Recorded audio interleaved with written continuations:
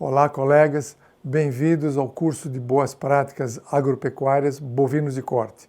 Nós vamos discorrer para vocês do que se trata esse programa. Mas, primeiramente, eu acho importante eu me apresentar. Meu nome é Ezequiel Rodrigues do Vale, eu sou pesquisador da Embrapa Gado de Corte, coordenador do Programa de Boas Práticas Agropecuárias Bovinos de Corte, e dizer que esse curso teve início, na realidade, em 2003, quando eu assumi a Câmara Setorial aqui de Mato Grosso do Sul, e na ocasião tinham 28 entidades que foram discutidas e prioridades de ações para alavancar a pecuária de corte no estado. Se vocês devem lembrar daquela época, ao redor de 2003, foi quando começou a aparecer protocolos vindos da Europa, né? Que começou com o Europe Gap, depois virou Global Gap, e esses protocolos que vieram de fora, eles foram desenvolvidos para os sistemas de produção europeus e não para os sistemas de produção brasileiros ou nacionais.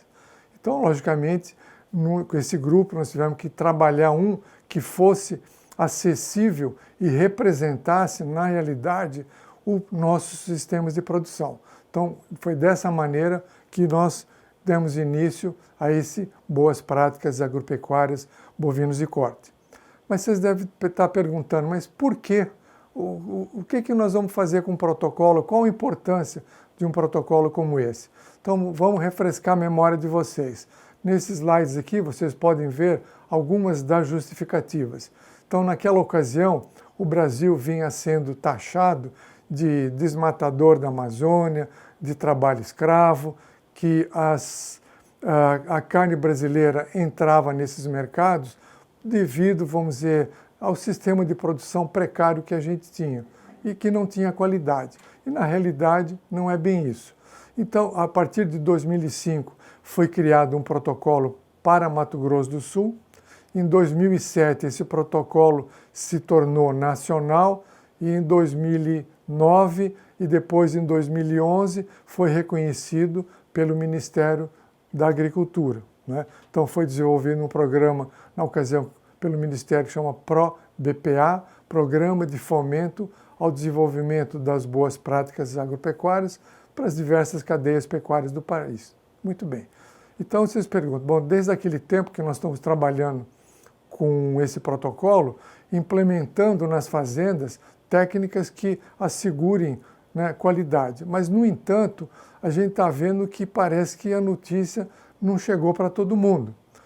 Nesse próximo slide, coisa recente, agora em junho, vocês devem ter visto nos jornais que os Estados Unidos suspendeu a importação de carne bovina fresca do Brasil. Por quê? Problema de falta de qualidade. Então, vocês podem ver na notícia aqui, que foi noticiado aqui pela Globo, que essa medida foi tomada porque 11% da carne brasileira que foi importada desde março não passou os testes de qualidade, quando na média mundial está em torno de 1%. Bom, dando sequência a isso, o presidente da Associação Brasileira das Indústrias Exportadoras de Carne, né, disse à Globo News que o problema se deve à reação da vacina da febre aftosa. E os componentes que provocaram, os componentes do medicamento provocaram os abscessos na carne. Mais para frente nós vamos ver do que se trata esses abscessos quando a gente entrar, ou vocês entrarem na parte de controle sanitário do rebanho. Bom, aí esses abscessos, quando chegaram lá no mercado, os visíveis foram até retirados aqui no Brasil, pelos fiscais da Inspeção Federal. No entanto, existiram ainda abscessos internos que não são visíveis à primeira mão. E, infelizmente, esses daí foram detectados quando a nossa carne chegou ao mercado americano. E, logicamente, isso deve ter prejudicado muito, né, a exportação de carne brasileira. Foi um dos principais motivos que foram suspensas as exportações de carne brasileira. E quando os Estados Unidos suspendem a importação, logicamente você tem outros mercados que seguem esse exemplo. E isso é prejudicial para o produtor brasileiro, porque logicamente derruba o preço da arroba e ele tem dificuldade de vender ou vamos dizer, superar, né, os seus custos de produção. Então, o foco desse programa, ou desse projeto, que nós chamamos aqui BPA, Boas Práticas Agropecuárias Bovinos de Corte, o foco qual é? É garantir ao mercado consumidor alimentos seguros, bem-estar dos animais e sistemas de produção sustentáveis. Aí vocês podiam perguntar, mas o que é sistema de produção sustentável? Sistema de produção sustentável é baseado num tripé. Aspectos sociais, aspectos ambientais e aspectos financeiros. Ou seja, ele está atendendo o meio ambiente, está atendendo a parte trabalhista, mas ele também, para ser sustentável, tem que ser interessante ou remunerar o produtor. Bom, então vamos definir aqui como é que foi montado esse programa. O que é, na realidade, o BPA?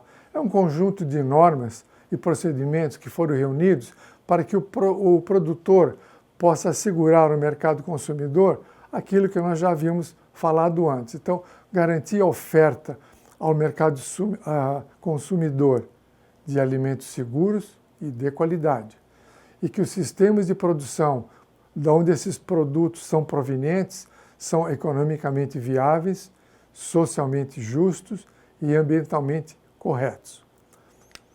Bom, qual a vantagem? Vocês podem perguntar, qual a vantagem de sistemas de produção? O que o produtor, para participar de um sistema como esse, o que ele visualiza?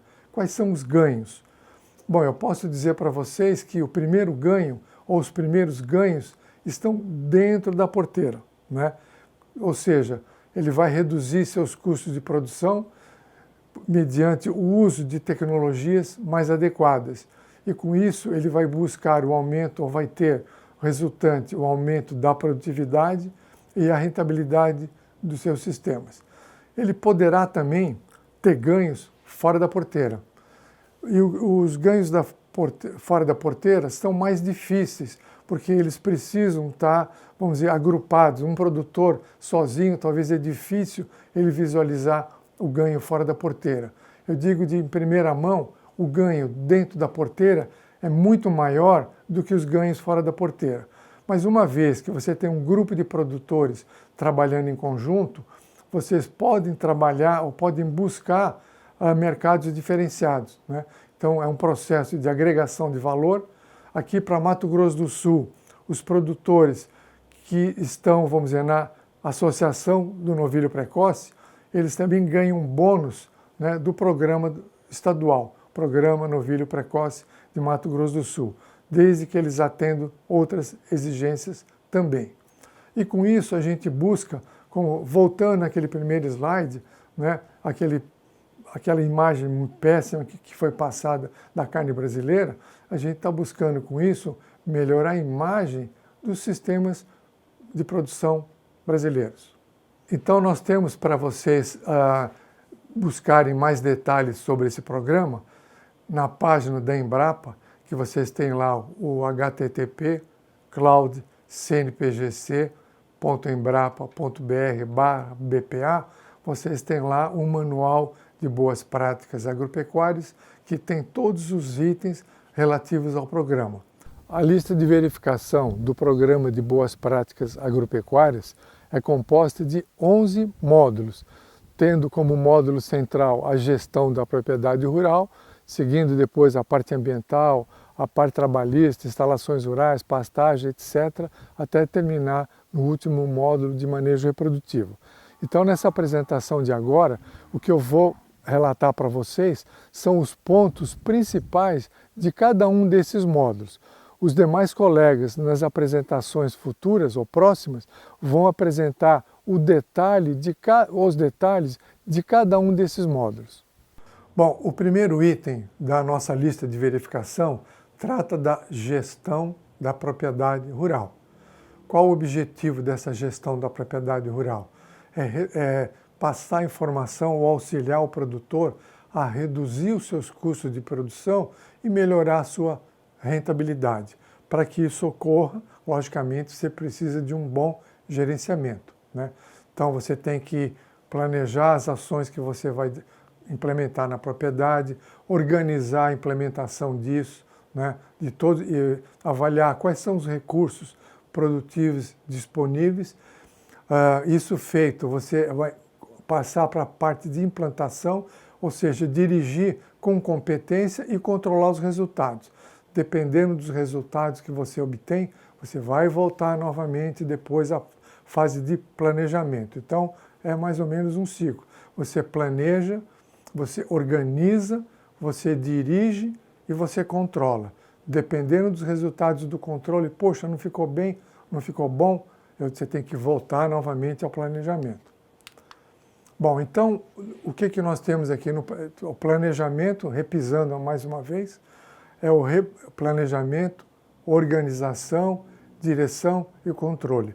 Eu estou repetindo aqui porque eu acho que isso é importante e para ficar bem frisado para vocês, que sem esses 4 ações é difícil você obter algum resultado. Qual o grande problema que a gente vê hoje nas propriedades rurais? Dificilmente, na pecuária de corte eu estou falando, a agricultura às vezes é bem diferente. Dificilmente o produtor tem ideia do seu custo de produção, né? Quanto que eu estou ganhando por hectare, né? O meu sistema de produção é viável economicamente ou não? Então, quando está falando em custo, vamos dizer, quanto custa uma arroba produzido por hectare? Quanto eu vendendo a minha produção, quantos quilos de carne eu estou produzindo por hectare? Quanto custa o quilo de carne produzido, né? Isso está sendo suficiente? Está pagando as minhas contas? Então, para fazer isso, você tem que usar ferramentas de avaliação. Não é aquele negócio de você escrever no papelzinho, jogar na gaveta, não. Você tem que avaliar e avaliar muito bem isso, porque isso é que vai depender a sustentabilidade do seu sistema de produção. O segundo item trata da função social do imóvel rural. Então, propriedades rurais, elas, para serem consideradas que estão desempenhando adequadamente a sua função social, ela tem que atender índices de produtividade compatíveis da sua região, né? Além de usar adequadamente os recursos naturais, respeitar o meio ambiente e atender às legislações sociais e trabalhistas. Quais são os 2 principais itens dessa função social do imóvel rural? Primeiro é o GUT, ou seja, grau de utilização da terra. O GUT tem que ser atendido na sua totalidade, ou seja, 100%. O grau de eficiência de exploração se refere àquela terra disponível para a produção, que foi avaliada no grau de utilização da terra, e qual é a tua eficiência de exploração. Aí vocês vão ver detalhadamente, quando o colega for tratar desse item, que esse grau de eficiência de exploração vai depender da região pecuária que você está no país. Então tem que ser no mínimo 80%, né? E ele vai explicar depois como você calcula isso para saber se vocês estão ou não atendendo o GUT e o GE. O terceiro item dessa nossa lista, vocês vão ver depois, logicamente, detalhadamente, eu estou dando apenas uma repassada em todos os itens que compõem essa lista, mas é a gestão dos recursos humanos, né? Qual o teu relacionamento com os teus colaboradores, teus funcionários, né? Você atende ou não às obrigações sociais e trabalhistas, né? E, logicamente, essa parte vai afetar, né, o desenvolvimento dos teus funcionários, porque você vai estar auxiliando, né, do desenvolvimento pessoal dessas pessoas e, logicamente, resultando no bem-estar da população rural. Então, eu queria lembrar que essa parte de gestão de recursos humanos é extremamente importante. O Ministério do Trabalho tem uma legislação que chama NR31, e a NR31 é que regulamenta essa relação patrão-empregado no setor rural. Na realidade, essa legislação, que é a NR31, tem 252 itens. No programa de boas práticas agropecuárias, logicamente já em concordância com o Ministério do Trabalho, nós selecionamos aqueles mais importantes para a gente poder iniciar o projeto. Porque se fosse trabalhar os 252 itens, seria quase impossível. O protocolo nosso atual tem 101 itens, englobando essas 11 áreas de conhecimento. Bom, o próximo item que nós vamos abordar seria gestão ambiental. Então, a gestão ambiental é de extrema importância. Se vocês acompanham os jornais, vocês podem ver que vira e mexe, você pega os jornais aqui do Estado, propriedades, vamos dizer, sendo multadas porque não atendem à legislação ambiental ou deixaram, vamos dizer, o gado pastar nas áreas de reserva legal, ou problema, vamos dizer, o uso das fontes de água de maneira adequada. Então, logicamente, para assegurar a continuidade desses sistemas de produção, né, você tem que proporcionar o manejo adequado de todos os recursos naturais que você dispõe na propriedade. E, logicamente, esse manejo vai ter que estar de acordo com as legislações ambientais. As técnicas de conservação do solo, da biodiversidade, dos recursos hídricos e da paisagem.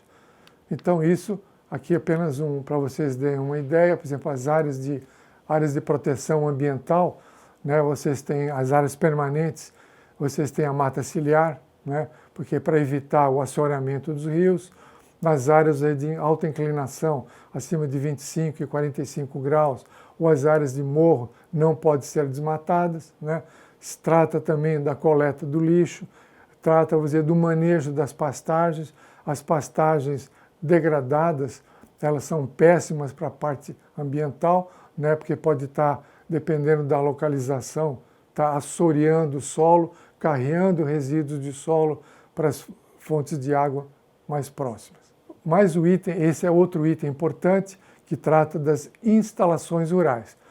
Esse aí depois talvez vocês vão ver com mais detalhes, talvez não, vão ver com mais detalhes para frente, porque essas instalações, elas têm que ser funcionais e adequadas a cada sistema de produção. Você não pode pegar, vamos dizer, um sistema de produção para gado de leite e utilizar imediatamente para gado de corte. Você vai ter que fazer adequações.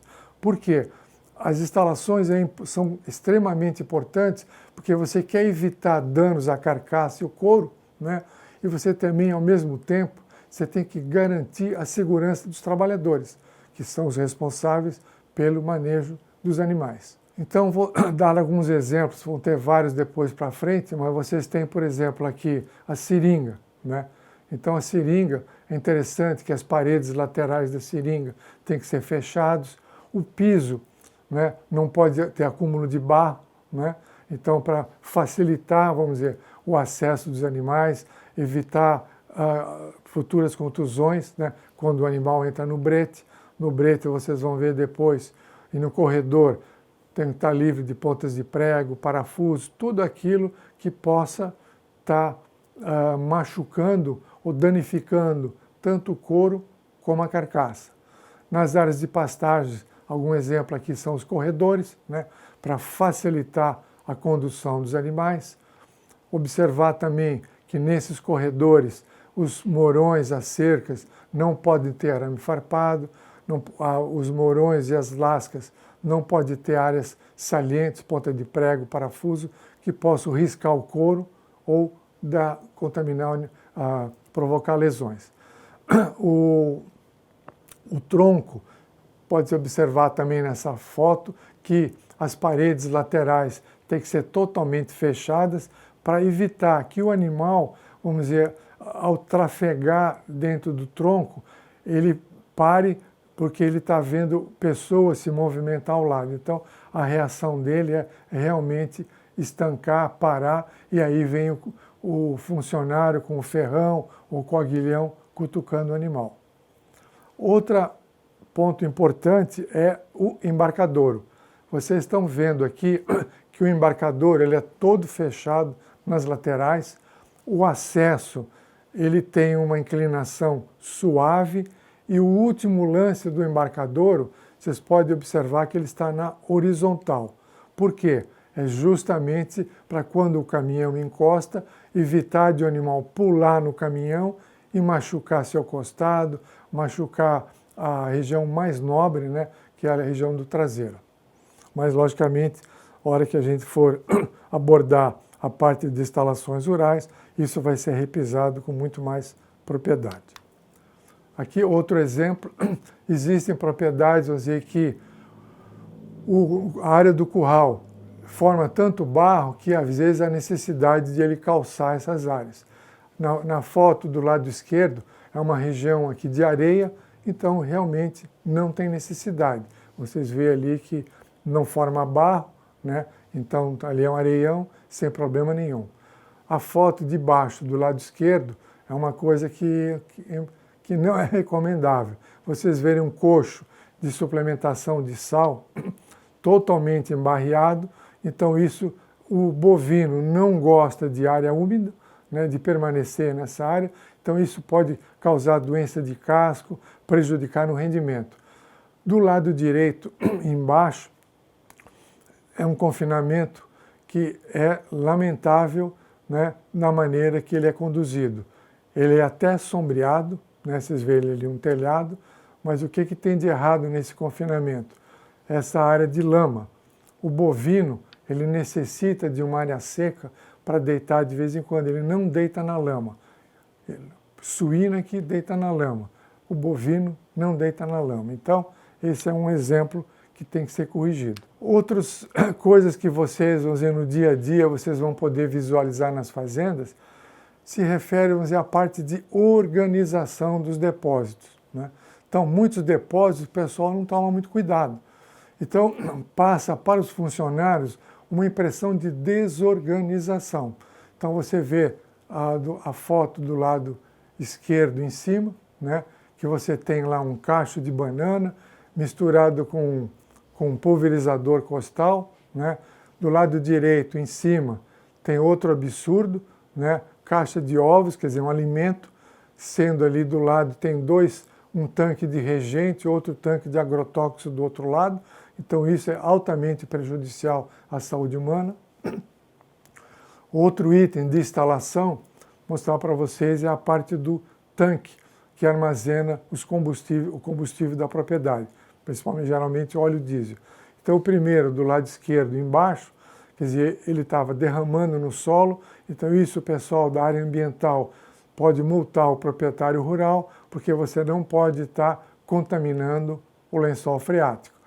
Nessa mesma propriedade, o produtor, consciente disso, ele trabalhou, reformou o seu tanque de combustível, e vocês podem ver nessa foto do meio, né, ele construiu uma área de contenção, caso, vamos dizer, haja um derramamento, ele não vai para o solo, e esse tanque de contenção tem que ser o suficiente para abrigar todo o combustível caso haja um vazamento. Do lado esquerdo, novamente embaixo, do lado direito, é um outro exemplo de desorganização que a gente não gostaria de ver. Então, esses daí são problemas fáceis de ser corrigido. Tirando o tanque de combustível, que pode requerer um pouco de recursos, mas a parte de organização de depósitos é questão de consciência, isso não tem custo, questão de organização. Bom, outra área extremamente importante, aí vocês podem perguntar, mas bem-estar animal, ele traz resultado econômico? Porque inicialmente, quando começou a se falar em bem-estar animal, muito produtor achava que era poesia, né? E não, hoje em dia nós sabemos que o conhecimento adequado do bem-estar animal, né, traz resultados diretos e indiretos, tanto na produtividade quanto na qualidade do produto final. Então, eu quero mostrar aqui para vocês sombreamento. Então, aí muitos podem falar, mas vem cá, o bovino, ou o bovino não, o zebuíno, né, o Nelore, ou seja, lá o gir, ele está acostumado com o sol, né? É um animal de clima tropical. Bom, tanto ele não está tão acostumado com o sol assim, que vocês veem as duas fotos de cima, tanto do lado direito do lado esquerdo, São animais Nelore e eles estão na sombra por quê? Né? Estão buscando o conforto animal.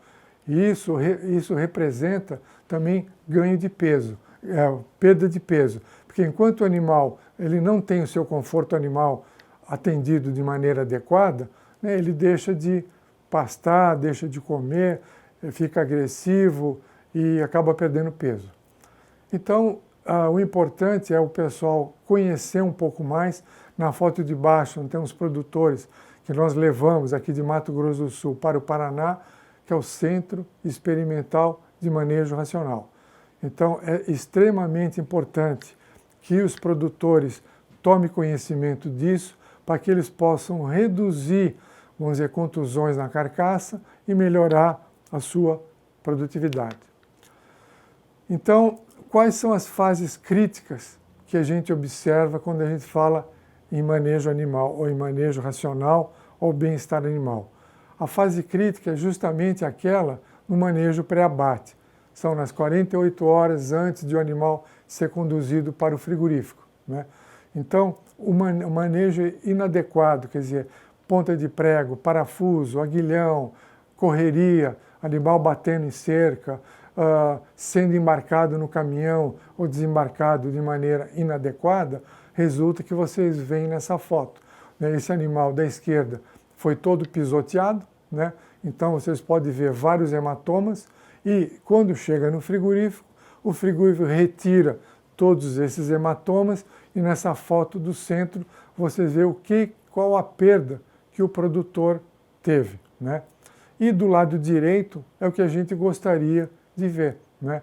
Todas as carcaças limpas, né? Com uma boa cobertura de gordura, sem contusão, e é isso que o mercado consumidor quer. Então, quando a gente fala de manejo animal, quando a gente fala de bem-estar, existe uma correlação muito forte de manejo com instalações. Então, se as instalações não forem adequadas e o manejo também for inadequado, você vai estar contribuindo diretamente para o aumento da incidência dessas contusões. O próximo item agora, vamos falar um pouquinho sobre manejo, formação e recuperação de pastagens, né? Então, logicamente, quando a gente fala de bem-estar animal, tem cinco itens, né, que têm que ser observados conforme, vamos dizer, a solicitação da Organização Internacional de Epizootias Animais, da OIE. Então, tem que atender. E o animal não sofrer, você tem que proporcionar condições para ele não passar fome, não passar sede, então, logicamente, e mais outros 3. Então, vocês vão ver aí, e nós vamos entrar detalhado, quando for falar de bem-estar animal, a gente vai voltar nesses 5 itens novamente. Mas pastagem é um que, tanto a quantidade como a qualidade das pastagens são fundamentais para que você possa garantir a produtividade. Logicamente, isso você tem que ter as técnicas adequadas, né? Utilizar técnicas adequadas de manejo. Não pode ter pasto rapado, né? Você tem que manejar o capim na altura, vamos dizer, requerida por cada variedade que você está utilizando. Se a braquiária tem um sistema de manejo, se é pânico tem outro sistema de manejo, né? Para evitar, vamos dizer, que você esteja degradando o solo e prejudicando a fonte de alimento. Bom, nessas fotos vocês podem ter uma ideia do que seria o ideal e do que quais são as ações não recomendadas. Então, as duas fotos de cima eu pergunto para vocês, você acha que esse pastejo, né, está atendendo às necessidades nutricionais do animal? Quer dizer, um pasto rapado, outro você vê que é mal manejado, alta incidência de cupim. Então, logicamente, esse animal está perdendo peso, está contribuindo para a emissão de gases efeito estufa, então existe muito pouco sequestro de carbono, porque o pasto está rapado, o outro ali tem o solo. O ideal é que a gente tivesse situações semelhantes a essas duas fotos de baixo, né? Então diz aí, o animal não pode pegar vento na canela, né? É um dito popular, então você tem um animal aí com um pasto, boa disponibilidade de forrageiras, né? Então ele não está passando fome. E na outra, do lado direito, você tem um sistema silvopastoril. Então, ao mesmo tempo que você tem pasto de qualidade, você está proporcionando sombra para os animais, para que ele tenha um conforto térmico maior e possa ter um melhor desempenho produtivo e reprodutivo. Seguindo aí com a parte de pastagem, vamos falar alguma coisinha sobre suplementação alimentar. Então, suplementação alimentar, logicamente, é tudo aquilo que você dá fora o que o pasto fornece. Então, logicamente, tanto a quantidade como a qualidade dos insumos, eles são altamente importantes para garantir o bem-estar animal e garantir que o sistema também seja viável e isento de resíduos. Logicamente, para que ele seja isento de resíduos, os produtos que vocês utilizam, é necessário que eles sejam aprovados pelo Ministério da Agricultura. Então, não é qualquer suplemento, né? Então, quando você está suplementando seus animais, se você está comprando suplemento, você tem que verificar se os suplementos que você está adquirindo, eles estão aprovados pelo Ministério da Agricultura, de forma que você possa garantir aquilo que eu falei logo no começo, de alimentos seguros, né? Então, alimentos seguros. O que podemos dizer? O que é alimento seguro? É todo aquele alimento que não esteja, vamos dizer, prejudicando a saúde do consumidor. Aqui nós temos um exemplo da importância da suplementação. Então aqui nós temos aqui uma foto de animais no coxo, aqui é uma suplementação de capim, né? Tem concentrado, tem várias formas de suplementação. Mas o mais importante são essas duas outras fotos, a do meio e a do lado direito. O que é? É você avaliar, né? Por isso que eu digo tem que ter, o produtor tem que acompanhar o desempenho ponderal dos animais. Vocês veem, são dois animais, vocês olharem aí, são dois animais, né, que vieram do mesmo lote, né, de um confinamento, tem apenas um ano de diferença, um mês de diferença, né? Um animal está ganhando quase 1 quilo por dia e o outro animal está ganhando menos de 100 gramas por dia. Aí eu pergunto, se você não tiver um sistema de pesagem que você possa acompanhar o desenvolvimento dos animais, você teria como identificar qual animal que está roubando, que a gente chama de boi ladrão, que está consumindo, né, o teu suplemento e não está respondendo?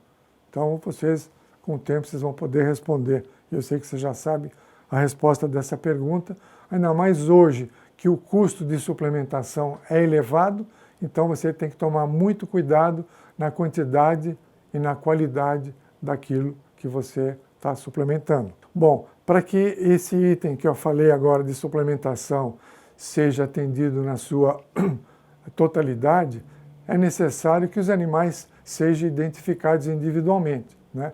Se você não tem uma identificação individual, como é que você vai saber qual animal você deve manter ou retirar do rebanho, né? Qual animal que vai estar respondendo à tua suplementação? Então, a identificação individual é muito importante. Seja ela, vamos dizer, a fogo, seja ela com um chip ou com um brinco, né? É importante você ter identificação, porque aí eu vou poder registrar todas as ocorrências, se é um gado de cria, quando que a vaca pariu, né? Qual o peso do bezerro, né? Para que eu possa depois avaliar o desempenho, tanto individual como do rebanho. E, logicamente, vai me permitir futuramente o rastreamento. Muito produtor reclama, vamos dizer, da identificação individual, porque ele acha que essa identificação individual, depois ela é perdida no frigorífico. Ele tem razão, parte sim é perdida no frigorífico, mas ela tem que ser utilizada não para atender demanda de mercado, e sim para atender a tua gestão dentro da propriedade. O rastreamento para demanda de mercado vai ser uma consequência que o produtor, logicamente, poderá receber por isso, né? Então, aqui nós temos alguns exemplos, né? Do animal em cima, ali, do lado esquerdo, ele tem lá um brinco, né? Tem um chip eletrônico que facilita, vamos dizer, quando ele passa no curral, a identificação do animal. registra as ocorrências, que dia que foi vacinado, quanto pesou nesse dia, né? Ou que tipo de vacina que ele tomou. Do lado direito, vocês têm quando o animal for identificado a fogo, quais os locais permitidos, né? Então, aquela região acima onde estão as marcas ali, a gente chama de grupom. Essa região do grupom seria interessante que o animal não receba nenhum tipo de marcação, porque a marcação vai prejudicar, vamos dizer, a venda do couro, o animal receber pelo couro. Mas o produtor pode dizer, mas eu não recebo pelo couro. Tá, não recebe pelo couro um ou outro. Agora, se um grupo de produtores se organizarem e falar, olha, os meus animais estão identificados de maneira correta, nos locais corretos, vocês podem sim questionar junto à indústria um bônus, vamos dizer, por um couro de melhor qualidade, né? Então, logicamente, isso é consequência de um trabalho que vem sendo desenvolvido, tem que ser desenvolvido a tempo. Vocês podem falar, mas eu tenho dificuldades, eu não quero usar brinco, eu posso usar marca-fogo. Bom, se ele está com um touro ou está com uma vaca que vai ficar 10, 12 anos no rebanho, ou 8, 10 anos, ela pode ter até ser identificada na anca, né, para facilitar, vamos dizer, um manejo no dia a dia para quem não tem um brinco, né? Mas novilhas e novilhos que vão para o abate, sempre que possível, vocês não devem marcar na região nobre, que é a região do grupom, né? Bom, novamente, então, nos 2 slides abaixo, repete o que nós vimos no anterior, reforçando novamente a necessidade de você identificar os animais para que você possa avaliar desempenho. Então, essa foto é repetida, mas só para reforçar a importância do desempenho. Bom, controle sanitário. Controle sanitário, vocês sabem que, né, quando eu falei agora dessas medidas aí dos Estados Unidos, que houve problema, vamos dizer, com a carne brasileira de retorno, por quê? Porque nós não atendemos os requisitos mínimos do mercado. Então, foi problema de reação vacinal, né? Então, você tem que implementar medidas preventivas e curativas, né, para que você possa melhorar a sua produtividade e assegurar os alimentos saudáveis e isentos de resíduos. Não foi o que aconteceu no caso dessa carne exportada, porque ela tinha uma reação vacinal, ou um edema, ou um abscesso muito grande, e logicamente, por quê? A vacinação não foi efetuada de maneira correta. Normalmente, o pessoal vacina o animal no brete, né, o animal correndo, quando devia ser vacinado um por um, né, você segura o animal, puxa a pele do pescoço e, de preferência, subcutânea, e não de outra maneira, porque senão você vai estar, vamos dizer, provocando a reação vacinal na região do pescoço ou da anca, né? Então, aqui outra coisa, para que esse controle sanitário ocorra de maneira adequada, então você tem que se preocupar com a esterilização das agulhas, né? Então, aqui vemos aqui agulhas que tem que ser trocadas, a cada 10 animais você troca a agulha, problema de esterilização das agulhas, né? Então, nada de usar álcool iodado ou outros produtos, elas têm que ser esterilizadas com água fervente, né? Problema que a gente tem observado no campo, o aplicador da vacina, às vezes ele está mal regulado, né? E ele tem que ser regulado frequentemente, caso contrário, vocês estão fornecendo uma dose aquém daquela necessária e vocês podem estar correndo risco, tá? Outra coisa importante é a organização na farmácia. Então, você tem uma farmácia com os produtos identificados, né, para que o funcionário, ao buscar algum medicamento, ele não pegue aquele errado e possa prejudicar depois o resultado final. Bom, o último item dessa nossa lista trata do manejo reprodutivo. Qual o resultado do manejo reprodutivo? O manejo reprodutivo, o que você busca com o manejo reprodutivo? É o ganho ou a taxa de desmame, número de bezerros nascidos. Por quê? Se você tiver uma baixa taxa de natalidade, você vai ter pouca oportunidade de seleção dos melhores animais do teu rebanho. Então você tem que otimizar o manejo reprodutivo. E isso vai depender como é que você utiliza as tecnologias que você tem disponível. Então ele é essencial tanto para o controle sanitário como para a viabilidade econômica do empreendimento. Então, se você maneja mal, se você tem uma taxa de natalidade muito baixa, você vai ter poucos animais. Então, quem tem 40%, 50%, 60% de taxa de natalidade, quando você, ao desmame, você for selecionar os melhores animais do teu rebanho para substituir as matrizes, as tuas chances de escolher os melhores vai estar muito limitada. Por quê? Você tem muito pouco animal para escolher. Quando você tem uma taxa de natalidade 70%, 80% acima, as tuas chances de seleção são muito maiores.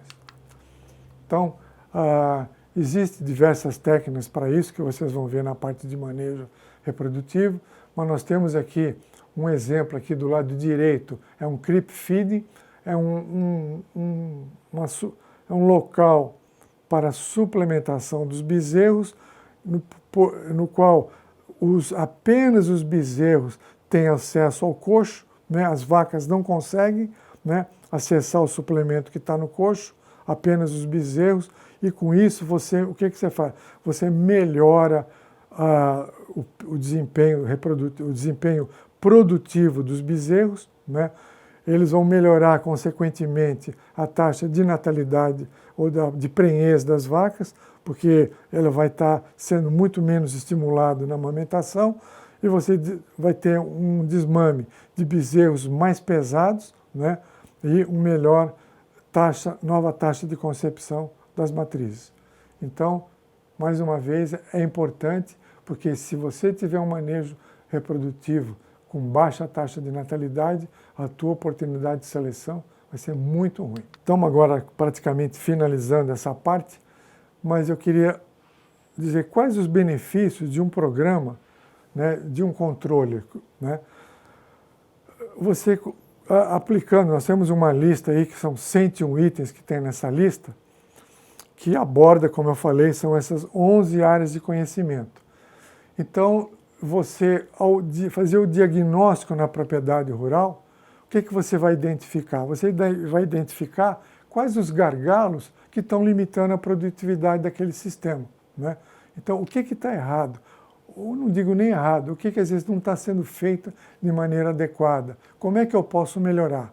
Então, quando você tem essa radiografia do teu sistema de produção, você vai identificar essas áreas que necessitam de melhoria. Com isso, você vai fazer o quê?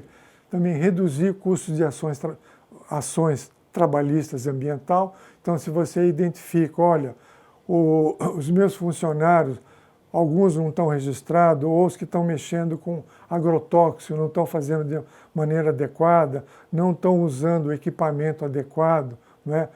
Eu estou contaminando o meio ambiente, você está sujeito a sofrer várias ações trabalhistas e ambientais, que isso vai resultar também em dor de cabeça para o produtor rural, né, e tempo perdido, porque até você adequar isso, você também vai estar perdendo tempo e gastando dinheiro. Bom, nós queremos com isso também, que eu falei, aumento de produtividade, mas também queremos reduzir o custo de produção, né, melhorando a produtividade e a qualidade. Reduzindo o custo de produção, aquele que eu mostrei para vocês aí, um exemplo, aquele de identificar o animal. Aquele animal que não está produzindo de maneira adequada, desde que ele esteja identificado, vamos tirar ele do rebanho, abate mais cedo, dá outra finalidade para ele, mas você tem que, para melhorar custo de produção, você tem que selecionar aqueles animais que estão dando o melhor resultado, né? Então vamos tirar os outros. Outro ponto importante é você valorizar a imagem dos sistemas produtivos. Porque aquela imagem, porque o pecuarista ele é extrativista, que o pecuarista está destruindo o meio ambiente, que o pecuarista tem com trabalho escravo. Vamos melhorar essa imagem, né? Com isso você só tem a ganhar, você valorizando a imagem do seu sistema de produção. Com isso, você pode usar também isso como uma estratégia de marketing, né? E você buscar mercados que remunerem melhor o produtor. Então, você garante para o teu mercado consumidor ou para o teu comprador, né, determinados critérios que você tem no teu sistema de produção, que você fala, olha, o que eu estou fornecendo para vocês, vocês podem ter certeza que não é proveniente de diária desmatada, de trabalho escravo, nós seguimos as legislações trabalhistas e ambientais, os suplementos estão fornecidos de maneira adequada, com qualidade, e com isso o produtor só tem a ganhar. Outra coisa, quando os pastos ou o sistema de produção é bem manejado, você vai estar em sinergia com outros programas, que é o programa ABC de baixa emissão de carbono. Então, você tem um pasto, vamos dizer, sendo manejado de maneira adequada, né, numa altura legal, ele vai estar mais sequestrando carbono do que aquele pasto rapado. Então, você está atendendo também esse requisito. Você tem também sintonia ou sinergia com o programa de integração lavoura, pecuária e floresta e o sistema também de plantio direto. Outra coisa importante vocês observarem que é, quando você reduz a idade de abate, você está reduzindo também a emissão dos gases de efeito estufa. Quer dizer, o animal ele fica muito mais tempo, em vez de ficar 4, 5 anos, né, para produzir determinado quilos de carne, ele vai fazer isso na metade do tempo, né? Antigamente se abatia com 4, 5 anos, hoje se abate com 2 anos ou menos. Então, você tem um giro, né, muito maior, né, você abate o animal mais cedo, isso também representa ganho para o produtor e você está emitindo menos gases de efeito estufa. Outra coisa importante é falar sobre associativismo, né? Então, muito produtor, às vezes ele fala assim, puxa vida, se eu implementar todas essas ferramentas que vocês estão falando, o que eu vou ganhar com isso? Bom, volto a falar, você vai ganhar muito dentro da porteira. O fora da porteira você vai ter que utilizar outras técnicas, como um exemplo, o associativismo ou o cooperativismo. Por quê? Quando você tem um grupo de produtores trabalhando em conjunto, vocês têm a chance de sentar na mesa com o varejo, sentar na mesa com a indústria e discutir, olha, padrões de fornecimento, mas para isso eu quero, vamos dizer, ter um bônus, uma remuneração melhor. Mas isso você só consegue depois que você tiver um grupo de produtores organizados. Bom, parece tudo mil maravilhas, né? Então, mais de 400, 500 fazendas que a gente tem rodado no Brasil, quais os grandes problemas que a gente vê? O problema número 1, eu volto a frisar aqui, foi gestão da propriedade rural, né? Muito pouco produtor, né, tem ideia do seu custo de produção, né? Ele quer receber mais pela arroba produzida, mas ele não tem uma ideia do seu custo. Quanto custa a minha arroba produzida? Parte, vamos dizer, a gente pode entender quando você tem o sistema o ciclo completo, que é cria, recria e engorda. Então é muito difícil para o produtor fazer o seu cálculo quando ele tem um rebanho lá de cria, né? Tem lá touro, tem vaca, quanto tempo fica a produção, depois vai para a fase de recria, fase de engorda, é complicado.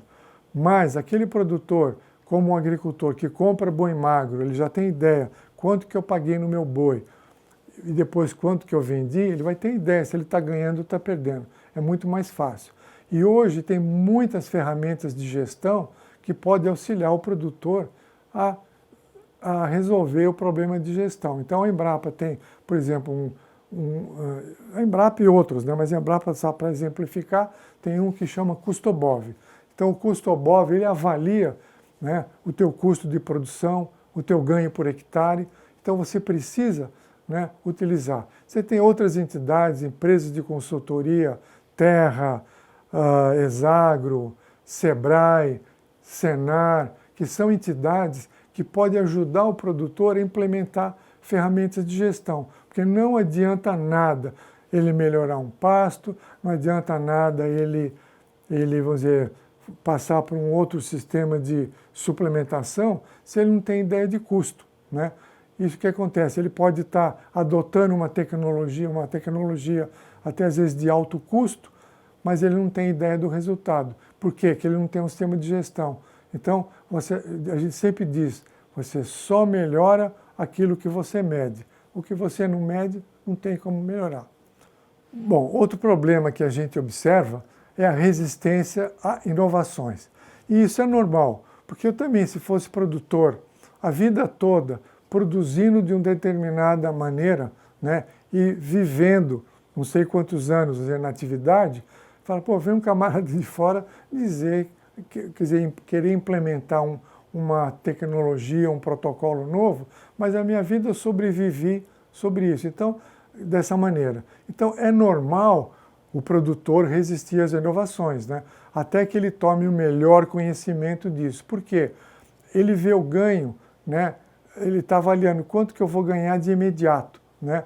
E, às vezes, algumas melhorias na pecuária, a pecuária é ciclo longo, então os ganhos demoram a aparecer. Então, ele quer ver o que eu quero ganhar, o que eu vou ganhar de imediato.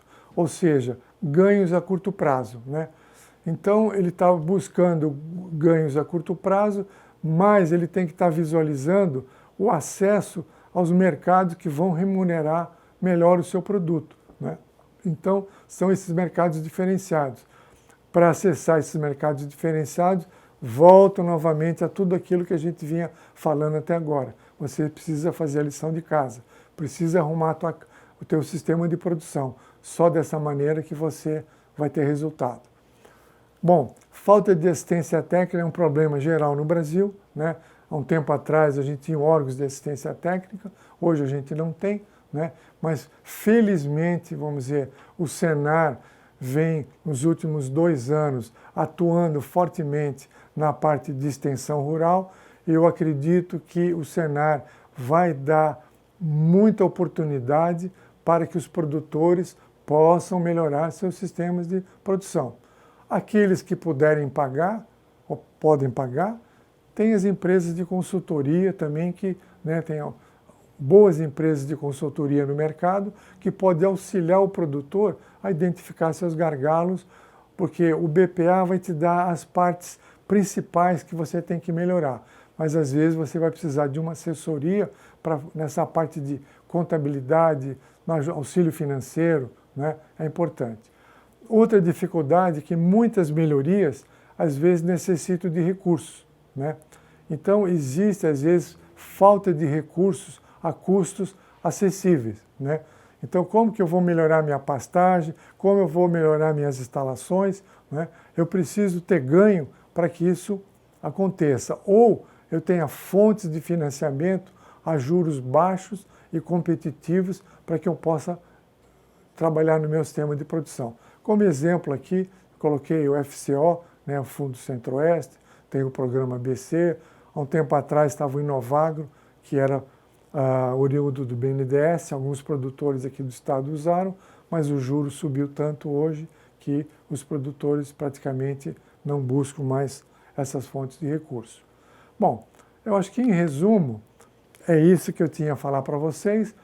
Eu acho que é uma oportunidade grande que vocês vão ter nesse curso para tomar conhecimento, né, de todos esses protocolos de controle de qualidade, porque se nós não tivermos um protocolo nosso, o mercado lá fora vai dizer o que a gente tem que fazer. E tem que ser o contrário. Nós temos que dizer para o mercado o que nós podemos garantir em termos de alimento seguro, utilizando as ferramentas do nosso sistema de produção.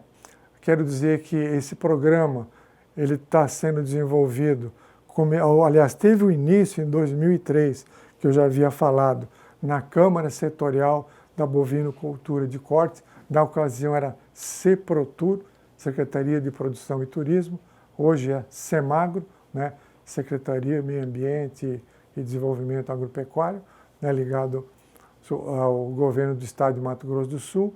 Então nós temos uma parceria muito forte entre a Embrapa, a Semagro, né, o governo do estado, para que a gente leve esse programa para frente e que os produtores possam melhorar seus sistemas de produção e sair ganhando com isso. Tá? Então a gente quer uma pecuária altamente lucrativa, que forneça um alimento de qualidade e que o mercado lá fora reconheça isso. Né? Vamos ser um Uruguai ainda melhorado, né? Que o Uruguai também produz uma carne de excelente qualidade, e nós podemos seguir o exemplo. Por que não? As ferramentas estão aí, né? A vontade dos produtores tem que estar disponível, e para mudar é só a gente querer.